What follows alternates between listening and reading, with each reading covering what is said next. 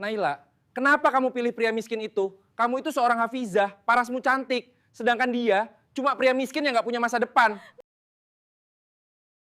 Suara seperti ini yang kerap kali terdengar di telinga Naila, seorang wanita cantik yang juga penghafal Quran 30 juz. Namun pilihannya menikah dengan seorang pria miskin menjadikan dirinya banyak dihujat. Apakah sebenarnya yang menjadi alasan keputusan Naila menikahi pria miskin ini?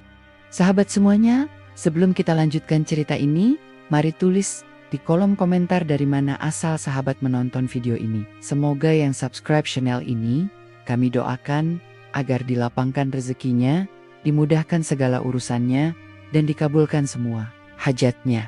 Amin ya robbal alamin. Sekarang, mari kita lanjut ceritanya.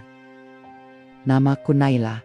Aku seorang gadis yang tumbuh di tengah keluarga sederhana, namun penuh dengan nilai-nilai agama. Ayahku adalah seorang guru ngaji di desa kami, sedangkan ibuku seorang ibu rumah tangga yang rajin mengikuti pengajian dan membantu ayah dalam mendidik muridnya. Sejak kecil, aku diajarkan untuk menjaga lisan, menundukkan pandangan, serta memperhatikan syalat dan dizikir. Aku bersyukur Allah memberiku kemudahan untuk menghafal Al-Quran. Di usiaku yang baru 20 tahun, aku telah menyelesaikan hafalan 30 juz. Karena itu, banyak orang yang menyebutku sebagai hafizah. Dan ada juga yang memanggilku Naila si penghafal. Kehidupanku selama ini berjalan seperti garis lurus, tidak banyak rintangan. Setiap hari aku bangun sebelum subuh, mandi, lalu duduk di sajadah kecil di kamar, melantunkan ayat suci sebelum matahari terbit. Setelah salat fajar, aku pergi ke masjid untuk mengajar anak-anak kecil membaca Al-Quran. Siang harinya, aku membantu ibu di dapur atau pergi ke pasar. Malam hari, aku mengikuti pengajian rutin di majelis taklim yang dipimpin oleh ustadzah ternama dari kota tetangga. Di mata masyarakat, hidupku sempurna. Aku taat, pintar, cantik, dan memiliki masa depan cerah. Banyak lelaki dari keluarga terpandang ingin melamarku. Ada dokter muda dari kota, ada juga seorang pemuda tamatan universitas bergengsi yang sudah bekerja di bank syariah. Bahkan, beberapa kali orang tua kedatangan tamu yang meminangku secara tidak langsung. Tapi setiap kali itu terjadi, ayah hanya tersenyum dan berkata, "Jodoh bukan kita yang menentukan." Tetapi meski semua orang mengira hidupku tenang dan tanpa keraguan, hatiku mulai berdebar saat pertama kali melihatnya. Pertemuan itu terjadi ketika aku sedang pulang dari masjid seusai mengajar. Langit masih merah senja, burung-burung pulang ke sarangnya. Aku berjalan pelan di tepi jalan desa yang beraspal tipis. Sandalku berdebu karena angin sore yang kencang. Di sebuah warung kecil, aku melihat seorang lelaki sedang membantu pedagang menata barang dagangan. Tubuhnya tidak terlalu tinggi, tapi postur tegap, rambutnya pendek, tertutup peci hitam yang sudah mulai pudar warnanya. Ia mengenakan baju koko putih yang tampak sedikit lusuh, tapi yang membuatku terpaku adalah wajahnya. Wajah yang tenang, penuh kesabaran. Ia tersenyum ketika pedagang itu memberinya segelas teh hangat sebagai ucapan terima kasih. Aku tidak tahu mengapa, tapi rasa damai menyelimuti dadaku saat melihatnya. Hatiku berdebar cepat. Aku buru-buru menundukkan kepala dan berjalan lebih sedikit. Namun langkah kakiku terasa ringan, seolah-olah sesuatu telah berubah dalam diriku. Beberapa hari setelah pertemuan itu, aku mencoba melupakan bayangan lelaki itu. Aku kembali pada rutinitasku, mengajar, membaca Al-Quran, dan berdoa. Tapi entah kenapa, bayangan wajahnya selalu hadir di benakku. Terlebih saat aku sedang dizikir malam hari. Aku pun mulai penasaran. Siapa lelaki itu? Setelah beberapa waktu, aku bertanya kepada seorang teman tentang lelaki tersebut. Ia memberitahuku bahwa lelaki itu bernama Rizky. Ia tinggal sendiri di sebuah kontrakan kecil di ujung desa. Ia bukanlah orang asli desa. Ia datang beberapa bulan lalu, katanya untuk mencari pekerjaan. Ia sering membantu warga desa dengan pekerjaan serabutan, memperbaiki pagar, membersihkan halaman masjid.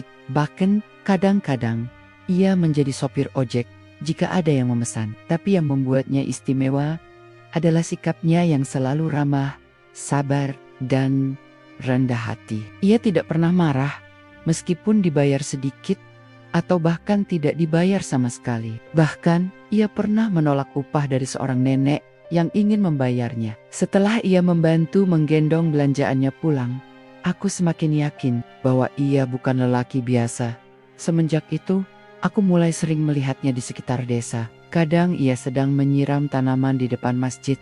Kadang ia sedang membersihkan tempat wudhu. Aku pun mulai berani melihatnya lebih lama. Dan entah mengapa, setiap kali aku melewati tempat ia bekerja, ia selalu menoleh ke arahku dengan senyum yang sama.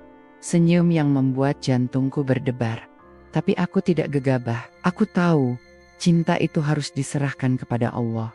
Aku tidak bisa begitu saja jatuh cinta tanpa izinnya. Maka aku memilih untuk berdoa. Aku memohon petunjuk kepadanya. Aku memohon agar jika lelaki itu baik untukku, maka dekatkanlah hatinya padaku. Tapi jika tidak, maka hilangkanlah rasa ini dari hatiku.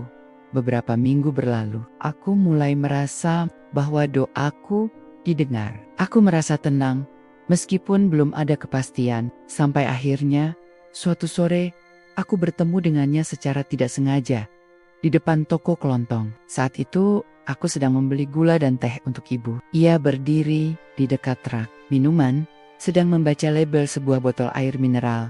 "Assalamualaikum," sapaku pelan. Ia menoleh, tersenyum. "Waalaikumsalam," jawabnya. Kami tidak bicara banyak, hanya basa-basi kecil. Tapi dari percakapan singkat itu, aku tahu bahwa ia juga mengenaliku. Ia menyebutku dengan sebutan Hafizah dan berkata bahwa ia pernah mendengar suaraku mengaji di masjid. Saat ia lewat mendengar itu, pipiku memerah. Setelah itu, kami mulai sering bertemu. Tapi, tetap dengan batasan, kami tidak pernah berduaan. Selalu ada orang lain di sekitar. Tapi setiap pertemuan itu, aku merasa bahwa ia juga merasakan sesuatu yang sama denganku. Ia tidak pernah memaksakan apapun. Ia selalu mengatakan bahwa jodoh adalah urusan Allah dan ia hanya bisa berusaha dan berdoa. Hingga suatu hari, ia bertanya, "Apakah Naila pernah berpikir untuk menikah?" Aku terkejut, tapi aku tidak marah. Aku menjawab dengan jujur, "Aku percaya jika Allah sudah mengatur, maka pasti akan indah." Ia tersenyum lagi, lalu berkata, "Saya juga percaya begitu. Saya hanya ingin menunggu jika Allah mengizinkan." Sejak saat itu, aku tahu bahwa ia bukan lelaki biasa. Ia adalah lelaki yang mengerti makna sabar, tawakal, dan cinta yang lahir dari keyakinan.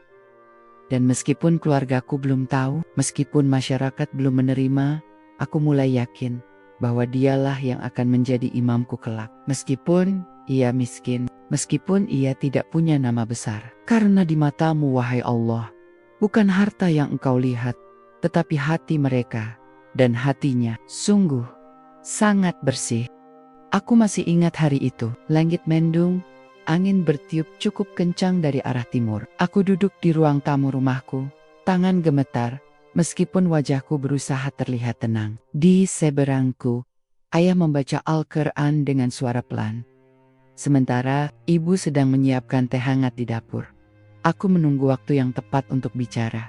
Tapi rasanya begitu sulit, lidahku seperti keluh, hatiku penuh keraguan. Bagaimana tidak, aku akan mengatakan sesuatu yang mungkin akan membuat mereka kecewa, bahkan marah. Tapi aku percaya ini adalah takdirku. Dan jika Allah sudah mengatur, maka tidak ada manusia yang bisa mengelanjininya.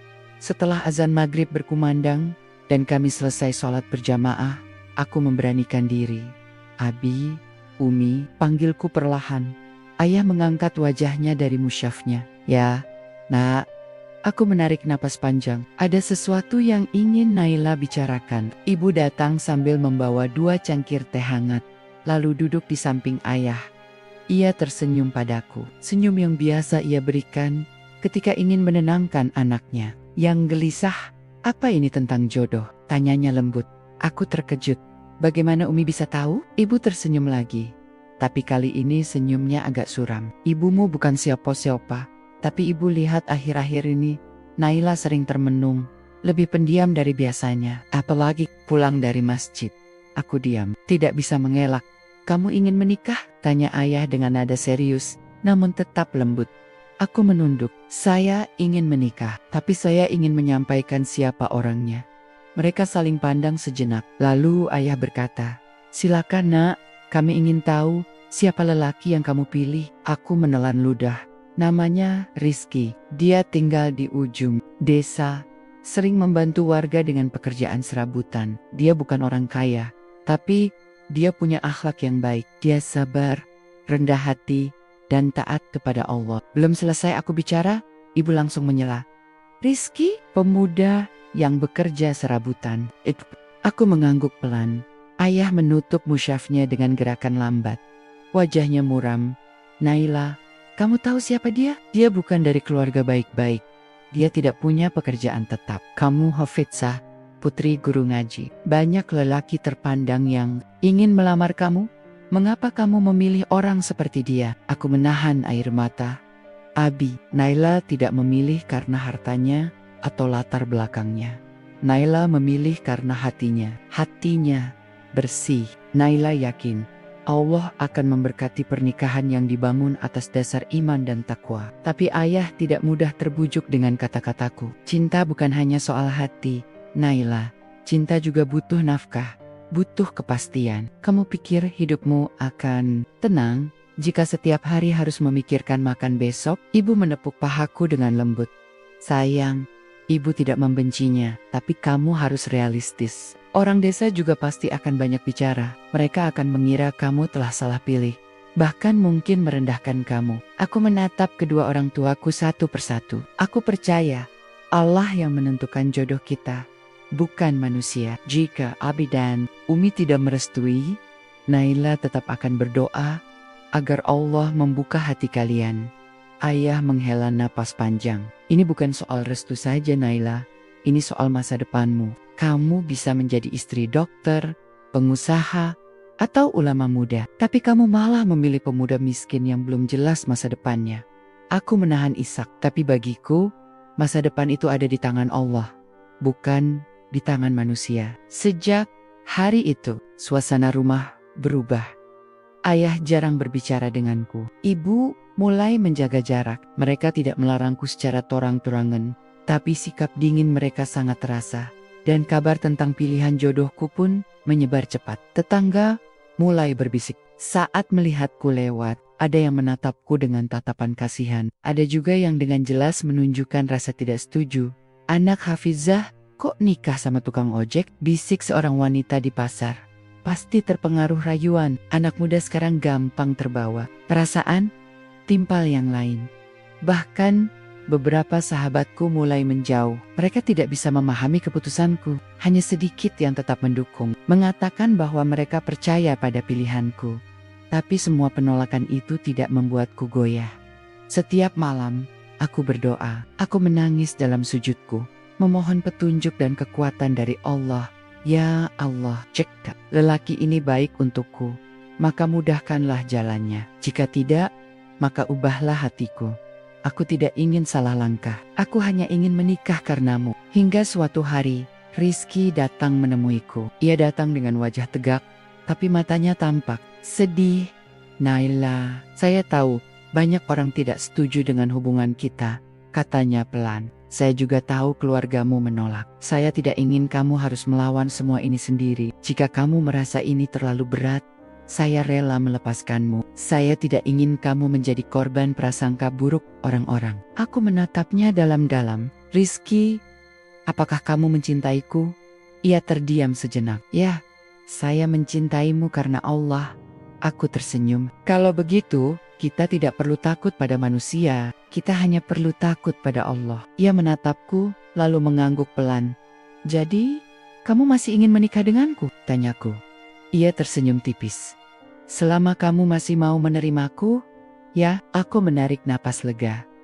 "Aku akan tetap memilihmu, meski dunia menolak kita. Selama Allah ridho, itu cukup untukku." Kami bertemu lagi beberapa hari setelahnya. Kali ini dengan izin orang tuaku meskipun dengan syarat. "Kami tidak melarang," kata ayah dengan suara berat. "Tapi kamu harus tahu konsekuensinya. Jika kamu menikah dengannya, kamu harus siap hidup susah Kamu tidak bisa minta bantuan kami lagi, dan kamu juga harus siap dicela orang.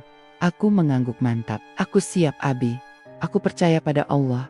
Dia yang akan mencukupiku. Dan meskipun hati mereka masih keras, mereka akan memberiku izin. Tapi tanpa restu yang utuh, beberapa minggu kemudian, kami menikah. Upacara sederhana dilangsungkan di masjid kecil desa, hanya dihadiri oleh beberapa teman dekat, beberapa kerabat netral, dan tetangga yang tidak memusuhi. Rizky mengucapkan ijab kabul dengan suara mantap. Aku menerima dengan hati yang lapang. Saat itu, aku tahu, aku telah membuat pilihan yang tidak populer, pilihan yang tidak disukai, tapi pilihan yang benar di mata Allah. Dan aku siap menjalani hidup dengan segala tantangannya, karena aku percaya, jika kita menikah karena Allah, maka Allah akan memberi jalan terbaik untuk kita. Meskipun dunia menolak, hatiku tenang, karena akhirnya aku resmi menjadi istrimu, wahai Rizky. Pernikahanku dengan Rizky terasa seperti mimpi yang nyata, meskipun tidak meriah, tidak diiringi hiasan bunga dan undangan mewah. Hari itu menjadi salah satu hari paling berkesan dalam hidupku. Aku ingat betul bagaimana matahari pagi menyelinap perlahan dari balik bukit, menerangi masjid kecil tempat kami menikah. Suara burung berkicau pelan, angin sepoi-sepoi membawa aroma tanah basah setelah hujan semalam. Aku mengenakan jilbab sederhana dan gaun putih polos, bukan dari kain satin mahal atau dengan bordiran emas, tapi cukup untuk membuatku terlihat cantik di matanya. Ia memakai baju koko putih dan sorban yang tampak sudah sering dipakai, tapi wajahnya berseri-seri, penuh ketundukan dan syukur. Ketika ia mengucapkan saya terima nikah dan kawinnya Naila binti Abdul Aziz, dengan mas kawin tersebut dibayar tunai, suaranya begitu tegas, begitu penuh keyakinan. Tidak ada tepuk tangan riuh, hanya doa-doa pelan dari orang-orang yang hadir. Tidak ada acara potong kue atau hiburan musik, tapi yang kuingat adalah senyum lembut Rizky saat ia memegang tanganku untuk pertama kalinya sebagai suami istri. Di sanalah aku tahu bahwa inilah awal dari perjalanan hidupku yang sesungguhnya. Setelah akad selesai, kami langsung pulang ke rumah kontrakan kecil yang telah disiapkan oleh Rizky. Rumah itu terletak di ujung desa, dekat sawah. Bangunannya sederhana, dinding kayu yang mulai lapuk, lantai keramik retak-retak, dan atap yang kadang berderit saat angin bertiup kencang. Tapi bagi kami, itu adalah surga kecil yang Allah karuniakan. Di dalamnya hanya ada kasur tipis di atas, tikar, meja kecil untuk salat, dan lemari kayu tua yang berisi sedikit pakaian. Tapi Rizky menyambutku dengan senyuman hangat, seolah-olah ia baru saja membawaku ke istana megah. Selamat datang di rumah kita, Naila, katanya sambil menyiram bunga di halaman depan yang masih kering karena belum sempat dirawat. Aku tersenyum. Rumah ini indah. Ia tertawa kecil. Indah karena kamu ada di dalamnya. Sejak hari itu, kami mulai menjalani kehidupan sebagai pasangan suami istri. Pagi-pagi sekali, Rizky sudah bangun untuk menyiapkan air panas dan roti panggang sederhana. Sebagai sarapan, aku membantu menyusun Al-Quran dan dizikir pagi, lalu membersihkan rumah dengan sapu lidi yang usang. Kehidupan kami memang jauh dari kata sejahtera. Gaji Rizky sebagai pekerja serabutan sangat tidak menentu. Kadang ia bisa mendapat upah 200.000 dalam seminggu, kadang hanya 50.000. Bahkan beberapa kali ia tidak mendapat bayaran sama sekali karena orang yang mempekerjakannya lupa atau pura-pura lupa. Aku mencoba mencari penghasilan tambahan dengan menjadi guru, ngaji part-time di rumah-rumah tetangga. Beberapa ibu di desa mempercayakan anak-anak mereka padaku untuk belajar membaca Al-Quran. Upahnya tidak besar, hanya uang transportasi dan sedikit beras, tapi cukup untuk membantu biaya dapur. Meski begitu, ada banyak kesulitan yang kami hadapi. Listrik sering mati karena tagihan belum dibayar. Air PDAM terkadang terputus karena tunggakan. Banyak malam kami habiskan dengan cahaya lilin, membaca Al-Quran bergantian sambil menahan dinginnya udara desa. Suatu malam, ketika hujan deras turun dan genteng bocor mengenai kasur kami, Rizky memelukku erat. Maaf Naila, Aku belum bisa memberimu rumah yang layak, bisiknya lirih. Aku menggeleng pelan. Justru aku bersyukur, Rizky, karena meskipun kita susah, kita tidak pernah marah-marah, tidak saling menyalahkan. Kita tetap sabar, tetap taat kepada Allah. Itu lebih berharga daripada kemewahan. Ia mengusap pipiku dengan telapak tangan. Kasarnya, terima kasih telah percaya padaku. Beberapa bulan berlalu, kami mulai mengenal ritme kehidupan bersama. Setiap pagi, Rizky pergi mencari pekerjaan. Kadang membantu tukang batu, kadang membersihkan halaman masjid, kadang bahkan menjadi sopir ojek jika ada yang memesan. Aku terus mengajar ngaji dan mencoba mengatur keuangan sehemat mungkin. Ada hari-hari ketika kami harus tidur tanpa lauk, hanya nasi putih dengan garam. Ada hari ketika listrik benar-benar padam selama 3 hari berturut-turut. Tapi meskipun begitu, kami tidak pernah berhenti bersyukur. Setiap malam, kami duduk di sajadah yang sama, melantunkan zikir dan doa bersama. Aku yakin Allah sedang menguji kami, dan aku percaya jika kami tetap sabar dan istiqomah, maka janjinya pasti akan datang. Dan benar saja, meski lambat, tanda-tanda kebaikan mulai terlihat. Suatu hari, Rizky pulang dengan langkah ringan, wajahnya cerah, matanya berbinar. Naila, katanya sambil tersenyum lebar. Aku dapat proyek kecil, seorang pengusaha lokal ingin merekrutku untuk proyek pembangunan musyalah di kota sebelah. Bayarannya lumayan. Aku terkejut, tapi tidak terlalu berekspresi berlebihan. Aku hanya tersenyum dan berkata, Alhamdulillah, semoga Allah memberkahi rezeki ini. Namun, Rizky menggeleng pelan. Bukan cuma itu, aku juga punya ide bisnis. Kecil, mungkin bisa kita coba bersama. Aku menatapnya dengan tatapan penasaran. Apa idenya? Ia menarik napas panjang. Aku lihat banyak masjid di kota yang butuh perlengkapan, seperti sajadah, mukena, atau alat wudhu. Aku ingin mencoba menjualnya secara online.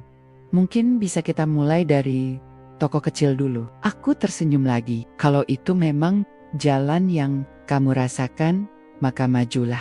Aku akan selalu mendukungmu. Dan sejak hari itu, Rizky mulai menancapkan harapan. Ia mulai belajar tentang bisnis online, mencari supplier, membuat akun media sosial, dan mencoba menawarkan produknya pada teman-teman yang memiliki akses ke masjid-masjid besar. Awalnya hasilnya tidak signifikan, hanya beberapa pesanan kecil, bahkan kadang tidak ada. Tapi Rizky tidak menyerah. Ia tetap bekerja keras, tetap menjaga syalat dan dizikir, tetap rendah hati meskipun gagal, dan aku hanya bisa berdoa. Setiap malam, aku berdoa untuk suamiku. Aku berdoa agar Allah memberinya keberkahan dalam usaha dan ketetapan hati. Aku berdoa agar ia tidak lupa Podineya, meskipun kelak rezeki mengalir deras. Karena aku tahu, ujian terbesar bukanlah saat kita susah, tapi saat kita mulai naik. Tapi untuk saat ini, kami masih dalam proses, masih berjuang, masih sederhana. Tapi kami bahagia, karena cinta kami dibangun di atas iman. Bukan materi, bukan status, tapi cinta yang lahir dari keyakinan bahwa Allah lah yang menuntun hati kami bersatu. Dan meskipun dunia masih meragukan, kami tetap percaya bahwa suatu hari semua akan berubah. Inilah awal dari perjalanan kami. Perjalanan yang dimulai dari nol, dari kesederhanaan, dari doa-doa yang tak pernah berhenti. Dan aku siap menjalani bab selanjutnya. Bab yang akan penuh dengan ujian, tantangan, dan mungkin juga keajaiban dari Allah. Karena aku percaya Allah tidak akan meninggalkan hamba-Nya yang tetap tegak dalam iman. Hari-hari berlalu, dan kehidupan kami sebagai pasangan suami istri mulai menemui irama yang lebih stabil. Rizky terus berusaha mengembangkan bisnisnya. Meskipun hasilnya belum begitu signifikan, ia tetap bekerja serabutan untuk memenuhi kebutuhan sehari-hari sambil mencoba menambah klien untuk usahanya, menjual perlengkapan masjid secara online. Aku pun tidak tinggal diam. Aku terus membantunya sebisa. Kadang aku membantu packing barang, kadang membuat deskripsi produk di media sosialnya, atau bahkan ikut menemani Rizky saat ia harus bertemu calon pembeli. Meski tugas-tugas itu bukan hal yang biasa kulakukan sebelumnya, Aku mencoba dengan tulus. Aku percaya, jika kita bersabar dan terus berdoa, maka Allah pasti akan memberi jalan keluar. Tapi ujian hidup tidak pernah berhenti datang. Suatu hari, Rizky pulang dalam keadaan murung.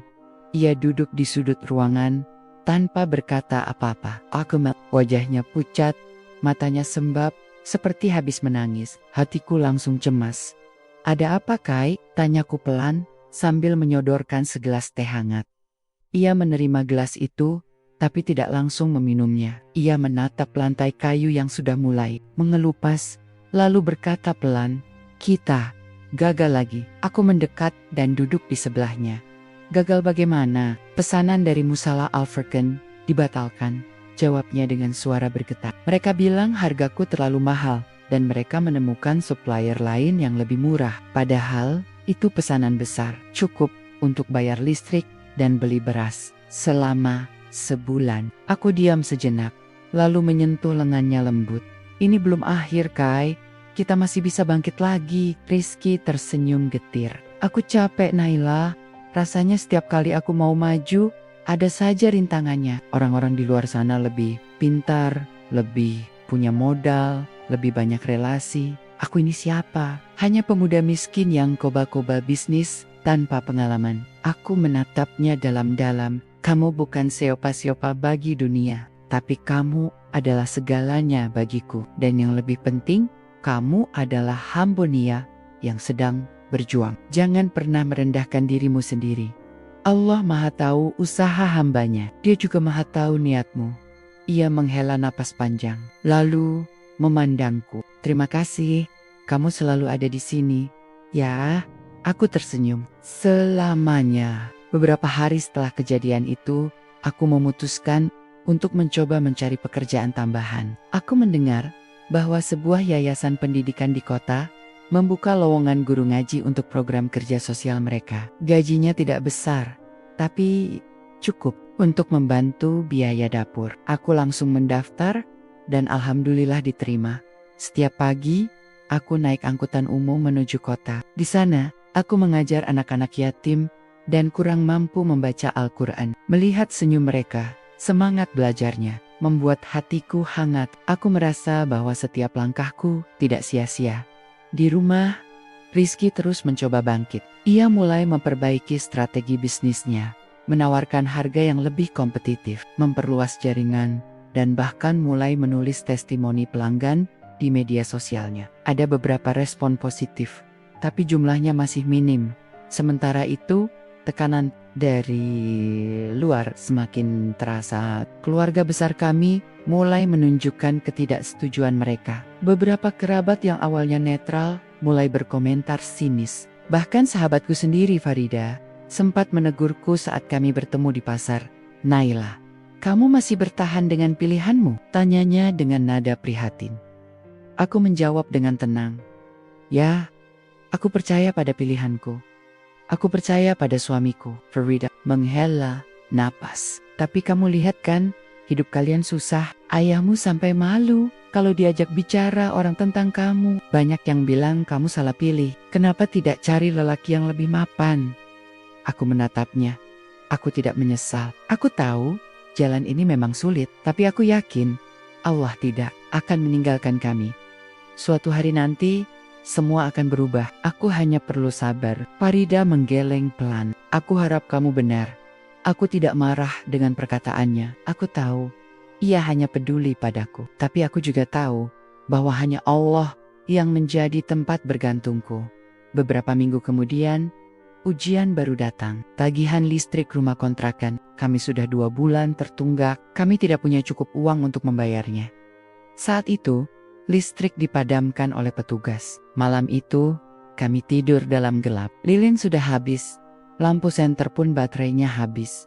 Dalam gelap, aku dan Rizky saling berpelukan. Aku berbisik, "Kai, mari kita dizikir bersama. Biar malam ini tetap indah, meski tanpa cahaya." Dan begitulah kami melewati malam itu. Dengan doa dan dizikir, tanpa keluhan, tanpa penyesalan. Esok paginya, Rizky pergi lebih pagi dari biasanya. Ia bilang ingin mencoba mencari pekerjaan tambahan di proyek bangunan dekat stasiun. Aku tidak bertanya lebih lanjut. Aku percaya padanya, tapi sahur itu. Ia pulang dengan wajah cerah. Di tangannya, ia membawa sebungkus roti dan sebotol air mineral. Dapat pekerjaan tambahan, katanya sambil tersenyum lebar. Seorang kontraktor besar butuh tukang untuk membantu proyeknya selama 1 bulan. Upahnya lumayan, cukup untuk bayar listrik dan beli beras. Aku tersenyum lega. Alhamdulillah, meskipun kebahagiaan itu tidak bertahan lama karena pekerjaan itu hanya sebulan, setidaknya kami bisa bernapas sejenak. Listrik kembali menyala, beras di lemari terisi kembali, dan semangat Rizky kembali menyala. Namun, ujian tidak berakhir di situ. Beberapa waktu kemudian, Rizky sakit, demam tinggi menyerangnya. Aku bingung harus membawanya kemana. Klinik Days tidak bisa memberi layanan rawat inap dan uang untuk rumah sakit sangat terbatas. Aku hanya bisa memakaikan minyak kayu putih, memberinya air hangat, dan membacakan ayat suci di sampingnya. Setiap malam, aku tidak tidur, hanya menemani dan berdoa. Ya Allah, Engkau Maha Penyembuh. Sembuhkanlah suamiku, berilah kami kekuatan untuk menghadapi semua ini. Jangan biarkan kami goyah dalam iman. Dan tepat di tengah malam, Rizky membuka matanya. Matanya masih redup, tapi ia tersenyum. Terima kasih. Kamu selalu ada di sini, bisiknya. Aku menahan air mata. Karena kamu adalah imamku, aku tidak akan pernah meninggalkanmu. Beberapa hari kemudian, ia pulih. Tubuhnya masih lemah, tapi semangatnya kembali menggelegak. Ia kembali mencoba menjalankan bisnisnya, meskipun hasilnya belum memuaskan, tetapi aku tahu bahwa setiap ujian yang kami lewati telah membuat kami lebih kuat, lebih dewasa, lebih dekat pada Allah. Dan meskipun dunia masih meragukan, aku tetap tegak, karena aku percaya bahwa suatu hari Allah akan tunjukkan pada mereka semua bahwa cinta yang dibangun atas dasar iman tidak pernah sia-sia. Malam itu, hujan deras mengguyur desa. Air menggenang di jalan-jalan kecil, membuat suara gemericik yang menenangkan di tengah dinginnya udara malam. Aku duduk sendirian di dalam rumah kontrakan kami, sementara Rizky belum pulang. Ia pergi dari pagi tadi untuk menemui seorang kenalan lama. Seorang pengusaha lokal yang katanya tertarik dengan bisnis perlengkapan masjid yang ia kelola. Aku memandangi Al-Quran di pangkuan, tapi tidak bisa berkonsentrasi. Hatiku gelisah. Entah mengapa, ada firasat aneh yang menyelimuti pikiranku sejak pagi. Seolah-olah sesuatu akan terjadi hari ini. Sesuatu yang besar. Sekitar pukul 10 malam, pintu berderit terbuka. Rizky masuk dengan langkah cepat dan wajah berseri-seri. Jas hujannya basah kuyup, rambutnya meneteskan air. Tapi matanya berbinar, seperti baru saja melihat matahari terbit setelah bertahan-tahan hidup dalam kegelapan. Naila, serunya tanpa menghiraukan kondisi tubuhnya. Ini benar-benar kesempatan emas. Aku langsung bangkit dari tempat dudukku. Ada apa? Kamu baik-baik saja? Ia tersenyum lebar, lalu menjelaskan dengan semangat. Tadi aku ketemu Pak Dudi. Dia punya proyek pembangunan masjid besar di kota sebelah, dan dia mau memesan semua perlengkapan masjid dari kita. Sajadah, mukena, alat wudhu, bahkan lampu gantung dan karpet besar. Ini pesanan pertama yang benar-benar besar. Naila, bayarannya juga lumayan. Ini bisa jadi awal yang luar biasa. Aku terdiam sejenak, mencoba mencerna informasi yang ia berikan. Lalu senyumku mengembang. Alhamdulillah, ucapku pelan. Allah Maha Baik. Dia tidak pernah lupa pada hamba-Nya yang sabar. Rizky menghela napas panjang, masih tampak tak percaya. Aku bahkan tidak menyangka mereka akan tertarik. Aku hanya menawarkan sekilas tentang produk kita. Tapi ternyata Pak Dudi langsung yakin. Dia bilang, kamu kelihatan punya niat yang tulus. Aku tersenyum hangat. Itu karena kamu memang punya niat yang tulus. Bukan hanya cari uang, tapi ingin membantu masjid dan masyarakat. Sejak hari itu, hidup kami mulai berubah. Pesanan dari Pak Dudi tiba tepat waktu. Kami bekerja keras siang dan malam. Rizky merekrut beberapa pekerja bantu, memesan barang-barang dari supplier, dan mengatur pengiriman. Aku ikut membantu mengemas dan mencatat semua transaksi. Meskipun lelah, kami tidak pernah mengeluh. Dan begitu pembayaran masuk, kami saling pandang dengan mata berkaca-kaca. Ini benar-benar nyata, gumam Rizky. Aku mengangguk. Ya, Allah sedang membuka jalan untukmu. Beberapa bulan kemudian, bisnis Rizky mulai dikenal. Ia mendapat banyak pesanan dari masjid-masjid lain. Bahkan beberapa tokoh agama di kota mulai mengetahui usahanya dan memberinya rekomendasi. Ia pun mulai memperluas usahanya, menyewa toko kecil sebagai kantor dan gudang, serta menggunakan sistem online yang lebih profesional. Kami pindah ke rumah kontrakan yang lebih layak. Listrik selalu menyala, beras tidak lagi habis di tengah bulan. Kami bisa makan dengan lauk lengkap. Bahkan, Rizky membelikanku jilbab baru dan sebuah mushaf Al-Quran yang indah. Tapi meskipun semua ini datang, hatiku mulai gelisah. Aku mulai merasa bahwa hubungan kami berubah. Dulu, kami selalu salat berjamaah di rumah. Sekarang, Rizky sering pulang larut malam karena rapat atau urusan bisnis. Dulu, ia selalu membacakan di zikir malam bersamaku. Sekarang, ia lebih sering membuka laptop atau menelepon mitra kerja setelah Isya. Aku tidak marah. Aku hanya khawatir suatu malam saat kami sedang makan bersama, aku memutuskan untuk bicara. Kai, kamu masih ingat masa-masa kita susah dulu? Rizky menghentikan suapannya. Ia menatapku sejenak, lalu tersenyum. Tentu saja, itu kenangan yang tidak akan pernah aku lupakan. Kita sama-sama berjuang. Aku tidak akan pernah lupa bagaimana kamu selalu ada di sampingku. Aku menghela napas. Aku hanya takut kamu mulai lupa pada nilai-nilai kita, pada janji kita dulu, bahwa cinta kita dibangun atas dasar iman, bukan materi. Wajahnya berubah sedikit. Aku tidak lupa, Naila. Aku hanya sedang berjuang untuk masa depan kita. Aku ingin kamu tidak lagi susah.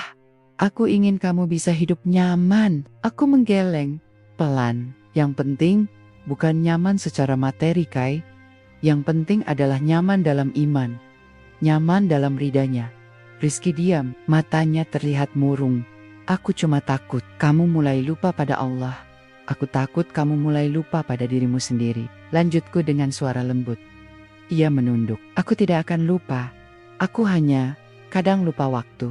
Bisnis ini tumbuh begitu cepat. Aku harus mengatur segalanya. Tapi aku tetap percaya padanya. Aku tetap menjaga syalat. Aku tidak meninggalkan ibadah. Aku menatapnya. Kalau begitu, tunjukkan padaku. Tunjukkan bahwa kamu masih sama seperti dulu. Pria yang rendah hati, yang taat, yang tidak sombong, meski memiliki sedikit rezeki. Ia mengangguk pelan. Aku akan usahakan. Beberapa hari setelah percakapan itu, Rizky mulai mengubah sikapnya. Ia lebih sering pulang tepat waktu. Sholat berjamaah kembali menjadi rutinitas kami. Bahkan ia mulai menyisihkan sebagian rezeki untuk sedekah dan membantu masjid-masjid kecil yang membutuhkan. Tapi meskipun demikian, aku tahu ujian sebenarnya belum selesai. Karena semakin naiknya bisnis Rizky, semakin banyak pula godaan yang datang. Ada orang yang menawarkan kolaborasi dengan cara-cara yang tidak halal. Ada ajakan untuk investasi ilegal. Bahkan beberapa kali ada wanita-wanita asing yang mulai mendekati Rizky dengan dalih kerjasama bisnis. Aku mulai merasa waspada. Aku tidak iri. Aku hanya ingin memastikan bahwa ia tetap setia pada prinsip kita. Tetap istiqomah dalam jalan yang telah kita sepakati. Dan di tengah semua itu, orang-orang yang dulu meragukan kami mulai berdatangan. Tetangga yang dulu mengejek, kini mulai ramah. Kerabat yang dulu menolak, mulai mencari kontak kami. Bahkan ayah dan ibu mulai membuka hati. Meskipun masih dengan rasa ragu, tapi aku tidak peduli pada semua itu. Yang penting adalah hubungan kami dengan Allah dan hubungan kami sebagai suami istri. Karena aku tahu, jika kita tetap teguh dalam iman, maka tidak peduli seberapa tinggi kita naik, kita tidak akan pernah jatuh. Namun, di balik semua kebahagiaan dan keberhasilan ini, satu pertanyaan besar masih menggema dalam hatiku. Apakah kita siap menghadapi ujian yang lebih besar? Karena ujian terbesar bukanlah saat kita susah, tapi saat kita mulai naik, dan kami sedang berada di titik itu, titik balik kehidupan. Di mana iman akan diuji, di mana cinta akan diuji, dan di mana janji kita kepada Allah akan ditiupkan. Kehidupan kami mulai berubah secara signifikan. Rizky kini dikenal sebagai pengusaha muda yang sukses di wilayah kami. Bisnisnya tidak hanya berkembang, tapi juga mendapat perhatian dari tokoh-tokoh agama dan masyarakat. Ia sering diundang ke acara seminar bisnis syariah, menjadi narasumber dalam podcast ekonomi Islam. Bahkan beberapa kali diminta memberikan pelatihan bagi pemuda desa yang ingin memulai usaha. Rizky Masjid, nama sederhana yang ia pilih untuk bisnisnya mulai. Dikenal, bahkan seorang ulama terkenal dari Jakarta, pernah memesan perlengkapan masjid lengkap untuk proyek pembangunan sebuah pusat pendidikan Islam di luar kota. Dengan kesuksesan itu, hidup kami pun berubah. Kami pindah ke rumah yang lebih besar dan nyaman, dengan taman kecil di depan dan ruang salat pribadi di dalamnya. Aku bisa mengajar ngaji tanpa khawatir soal biaya listrik atau beras. Kami bisa menyisihkan rezeki untuk membantu saudara-saudara kita yang masih kesulitan. Tapi meskipun semua ini terasa seperti mimpi yang indah, hatiku mulai gelisah. Aku merasa bahwa hubungan kami sedang diuji.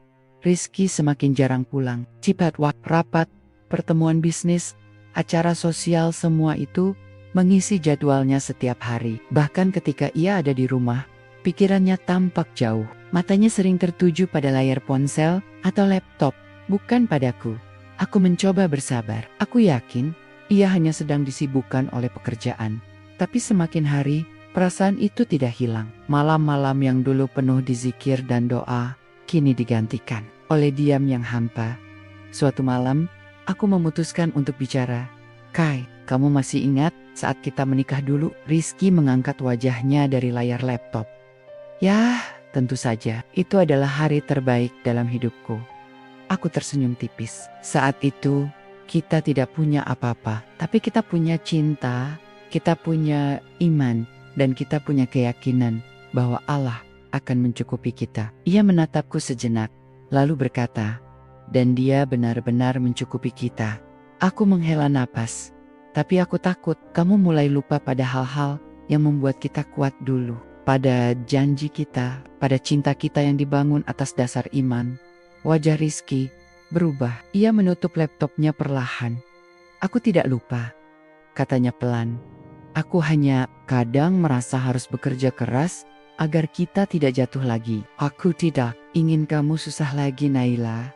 Aku menatapnya dalam-dalam. Yang penting bukan apakah kita kaya atau miskin, Kai. Yang penting adalah apakah kita tetap istiqomah dalam ridanya? Apakah kita tetap menjaga nilai-nilai yang membuat kita bersatu? Ia diam cukup lama. Lalu ia berkata, aku merasa semakin tinggi kita naik, semakin banyak godaan yang datang. Ada orang yang menawarkan kerjasama dengan cara-cara yang tidak sesuai syariat. Ada tekanan dari lingkaran bisnis yang tidak selaras dengan ajaran agama. Bahkan ada wanita-wanita yang mulai mendekatimu dengan alasan bisnis, tapi maksudnya tidak baik. Aku terdiam, hatiku sakit mendengarnya. Tapi aku mencoba tetap tenang. Lalu, bagaimana kamu menghadapinya? Tanyaku perlahan. Ia menarik napas panjang. Aku berusaha tetap tegak. Tapi kadang, rasanya sulit. Dunia ini begitu menggoda. Dan aku manusia biasa. Kadang ragu, kadang lemah. Aku mendekat dan menyentuh tangannya lembut. Kamu tidak sendiri, Kai. Aku di sini. Kita bisa saling menguatkan. Kita bisa saling mengingatkan. Kita bisa tetap berdiri dalam iman. Beberapa hari setelah percakapan itu, Rizky mulai berubah. Ia lebih sering pulang tepat waktu. Salat berjamaah kembali menjadi rutinitas kami. Bahkan ia mulai menyisihkan waktu untuk dizikir pagi dan malam bersamaku. Tapi ujian belum selesai. Suatu sore, Rizky pulang dalam keadaan merang. Ia duduk di sofa, wajahnya pucat. Aku langsung mengetahui ada sesuatu yang salah. Ada apa? Tanyaku khawatir. Ia menatapku, matanya berkaca-kaca. Aku hampir saja melakukan kesalahan besar. Aku terkejut.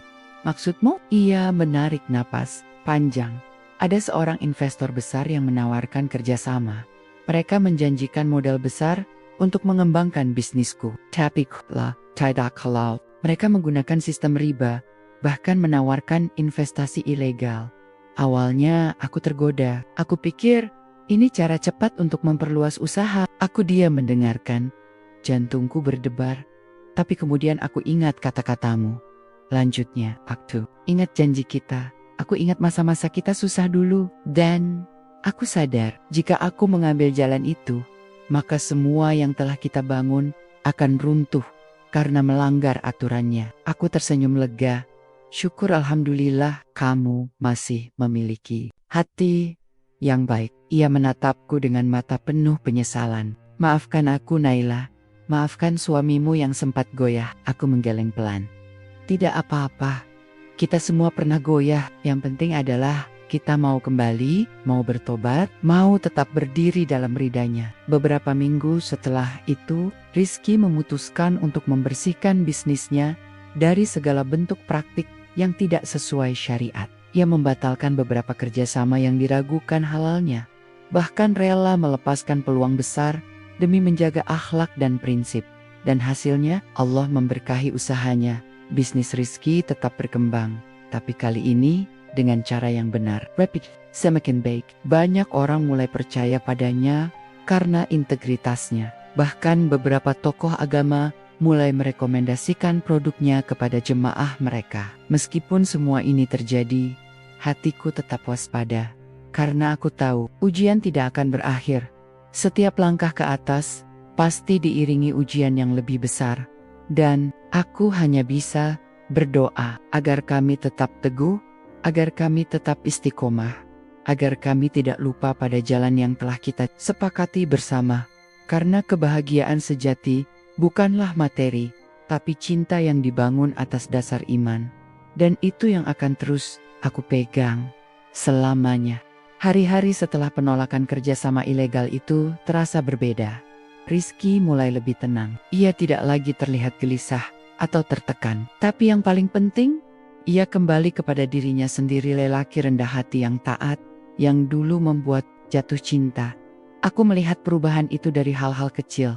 Ia kembali bangun di sepertiga malam untuk tahajud dan membaca Al-Quran. Sholat zuhur dan asar tidak lagi dilakukan dengan terburu-buru sebelum rapat. Bahkan, ia mulai menyisihkan waktu untuk mengikuti pengajian di masjid dekat rumah kami. Meskipun dulunya ia selalu bilang tidak punya waktu karena kesibukan bisnis, kami juga mulai lebih sering bicara tentang makna hidup, tentang tujuan sebenarnya dari rezeki yang telah Allah berikan. Aku senang melihat bagaimana Rizky semakin sadar bahwa harta bukanlah tujuan akhir, tapi sarana untuk mendekatkan diri Poduneya. Namun, meskipun perubahan itu ada, aku tahu ia masih merasa bersalah atas masa-masa ketika ia sempat goyah. Suatu pagi, saat kami sedang sarapan, ia berkata pelan, "Naila, aku ingin kita memulai sesuatu yang baru. Bukan hanya soal bisnis atau materi, tapi sesuatu yang bisa mengembalikan kita ke jalan yang benar." Aku menatapnya dengan lembut. Pap, maksudmu? Ia menarik napas panjang. Aku ingin kita membuat sesuatu yang bermanfaat. Sesuatu yang tidak hanya memberkahi kita, tapi juga orang lain. Mungkin yayasan pendidikan atau program beasiswa untuk anak-anak yatim dan kurang mampu. Aku ingin semua ini rezeki yang kita dapat tidak hanya menjadi hiasan dunia, tapi juga bekal akhirat. Aku tersenyum. Hatiku hangat mendengarnya. Alhamdulillah, itu adalah niat yang baik sekali. Dan begitulah, beberapa minggu kemudian, kami resmi mendirikan Yayasan Cahaya Iman, sebuah yayasan yang fokus pada pendidikan dan pembinaan agama bagi anak-anak dari keluarga kurang mampu. Kami menyewa sebuah bangunan sederhana di pinggiran kota, merekrut guru-guru yang peduli pada nilai-nilai agama, dan mulai membuka kelas pertama untuk anak-anak usia SD hingga SMP. Setiap hari, Rizky datang ke yayasan. Kadang ia hanya duduk di pojok ruangan, memperhatikan anak-anak belajar. Kadang ia ikut mengajar mereka membaca Al-Quran. Aku juga aktif dalam program itu, mengajar ngaji dan membantu proses seleksi calon murid. Melihat senyum mereka, semangat belajar mereka, membuat kami yakin bahwa inilah jalannya. Bahwa ujian dunia belum sepenuhnya berakhir, tapi kami telah menemukan kembali arah. Tapi takdir memiliki caranya sendiri untuk menguji iman Beberapa bulan setelah yayasan berdiri, sebuah berita besar menyebar di desa kami. Ayahku sakit keras sejak awal pernikahanku dengan Rizky. Hubungan kami memang tidak seperti dulu. Ayah tetap menjagaku sebagai anaknya, tapi sikapnya dingin. Ia jarang mengunjungi kami, bahkan saat Idul Fitri sekalipun. Tapi meskipun begitu, ia tetap mencintai kami. Hanya saja rasa cinta itu diselubungi oleh rasa kecewa.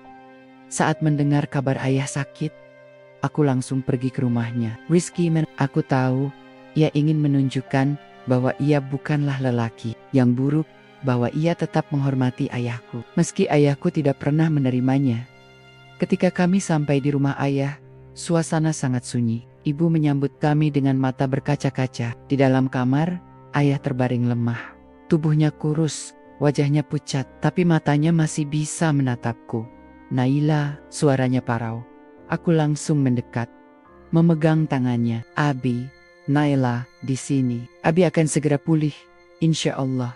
Ia menghela napas perlahan, lalu pandangannya beralih ke Rizky yang berdiri di sampingku. Rizky, katanya pelan. Maafkan Abi, aku terkejut. Rizky juga tampak terhenyak. Apa maksud Abi? Tanyaku pelan. Ayah menatap Rizky dengan tatapan yang penuh penyesalan. Dulu, Abi tidak percaya padamu. Abi pikir kamu tidak layak untuk Naila. Tapi sekarang, Abi lihat, kamu telah membuktikan bahwa Abi salah. Kamu lebih baik daripada banyak lelaki yang Abi anggap layak. Rizky menunduk, lalu menjawab dengan suara penuh hormat. Tidak apa-apa Abi, saya hanya ingin Naila bahagia. Dan saya akan selalu menjaga beliau. Ayah menghela napas lagi, lalu memandangku. Naila, Abi bangga padamu. Kamu tetap istiqomah dalam iman. Kamu tetap teguh dalam janji. Dan kamu telah memilih dengan hatimu, bukan dengan dunia. Air mataku jatuh tanpa sadar. Aku memeluk ayahku, erat-erat. Terima kasih Abi. Beberapa hari setelah percakapan itu, kondisi ayah membaik. Meskipun tubuhnya masih lemah, semangatnya kembali pulih. Ia mulai sering datang ke yayasan kami. Kadang membantu mengajar, atau sekadar duduk-dudek melihat anak-anak bermain. Dan untuk pertama kalinya, ia memanggil Rizky dengan panggilan yang akrab. Kai, mari kita sholat zuhur bersama. Aku hanya bisa tersenyum. Karena itulah momen di mana kami benar-benar kembali ke jalan yang sama. Bukan jalan dunia, tapi jalan iman. Jalan yang dibangun atas dasar cinta dan keyakinan pada Allah. Dan meskipun tantangan belum sepenuhnya berakhir, aku tahu kami siap menghadapi apapun. Karena kami telah kembali ke tempat seharusnya kami berada, di jalan yang sama, di jalan yang benar. Waktu berlari begitu cepat. Tidak terasa, sudah beberapa tahun berlalu, sejak kami membangun kehidupan bersama. Rumah yang dulu masih baru dan asing bagi kami, kini penuh dengan kenangan-kenangan, doa-doa malam, tangisan ujian, dan tawa kebahagiaan. Kami tidak lagi hidup dalam kesederhanaan ekstrem seperti dulu. Rumah kami tidak mewah, tapi nyaman. Bisnis Rizky tetap berkembang, tapi ia tetap rendah hati. Yayasan Cahaya Iman semakin dikenal, menjadi tempat pendidikan yang dihormati oleh masyarakat. Anak-anak yang belajar di sana bukan hanya menguasai ilmu dunia, tapi juga memiliki akhlak yang kuat. Tapi yang paling penting dari semua itu adalah hatiku dan hati Rizky tetap satu, tetap selaras, tetap dalam ridanya. Pagi ini, matahari menyelinap perlahan dari balik gunung. Udara pagi yang sejuk bercampur aroma teh hangat yang baru saja diseduh. Aku duduk di halaman rumah kami yang kecil, membaca Al-Quran sambil menunggu Rizky pulang dari subuh berjamaah di masjid.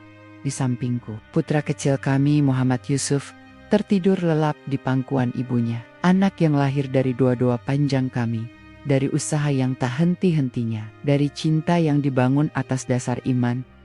Aku tersenyum melihatnya, wajahnya damai, pipinya merona. Napasnya pelen-pelen naik turun. Aku menyentuh rambut lembutnya dengan lembut, lalu berbisik, Allah Maha Baik. Langkah kaki terdengar mendekat. Rizky datang dengan wajah tenang. Jubah salat masih basah karena embusan angin pagi. Ia duduk di sebelahku, lalu menatap anak kami dengan tatapan penuh kasih. Subhanallah, dia benar-benar karunia terbesar dari Allah. Katanya pelan, aku ya. Dan dia akan tumbuh dalam lingkungan yang penuh dengan dizikir dan doa.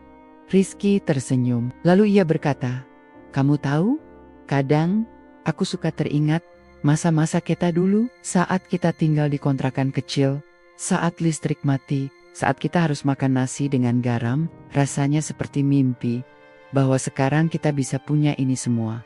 Aku menatapnya dengan lembut, tapi kamu tahu, yang membuat kita bahagia bukanlah semua ini. Ya, ia menggeleng pelan. Bukan, yang membuat kita bahagia adalah kita tetap istiqomah, kita tetap taat, kita tetap saling mengingatkan, kita tetap menjaga janji kita pada Allah. Aku tersenyum. Betul, dan itulah nikmat terbesar yang tidak semua orang bisa rasakan. Beberapa saat kami diam, hanya suara burung berkicau dan angin yang berdesir pelan. Lalu Rizky berkata, aku ingin kita tetap seperti ini, tetap sederhana, tetap rendah hati, tetap ingat pada orang-orang yang masih susah. Jangan sampai kita lupa daratan. Jangan sampai kita sombong dengan rezeki ini. Aku menatapnya dengan penuh keyakinan. Selama kita tetap saling mengingatkan, kita tidak akan pernah lupa. Sejak hari itu, kami sepakat untuk menjadikan rezeki yang Allah berikan sebagai bekal untuk akhirat. Kami tetap aktif dalam yayasan, bahkan mulai memperluas programnya. Kami membuka program pembinaan bagi pemuda yang ingin memulai bisnis syariah, serta program pengadaan perlengkapan masjid gratis bagi desa-desa terpencil. Dan meskipun banyak orang yang dulu meremehkan kami, kini mulai memujikan keberhasilan kami. Kami tidak peduli, karena yang penting bukan pandangan manusia, tapi pandangannya. Suatu sore, ketika aku sedang mengajar ngaji di yayasan, seorang wanita tua datang menemuiku. Ia memperkenalkan diri sebagai salah satu tetangga lamaku. Dulu, ia sering mencela pilihanku, menikahi Rizky. Bahkan kadang-kadang, ia ikut menyebar cerita buruk tentang kami.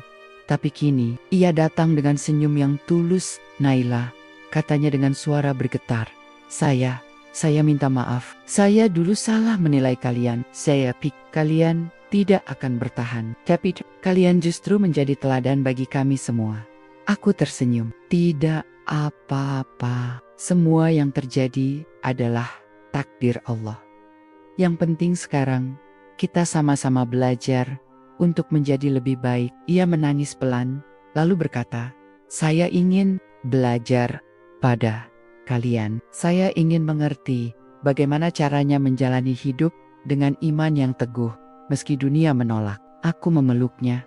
Mari bersama-sama kita belajar, karena kita semua masih dalam perjalanan. Saat itu, aku sadar bahwa kita tidak perlu membuktikan apapun kepada siapapun. Yang penting adalah kita tetap lurus di jalannya.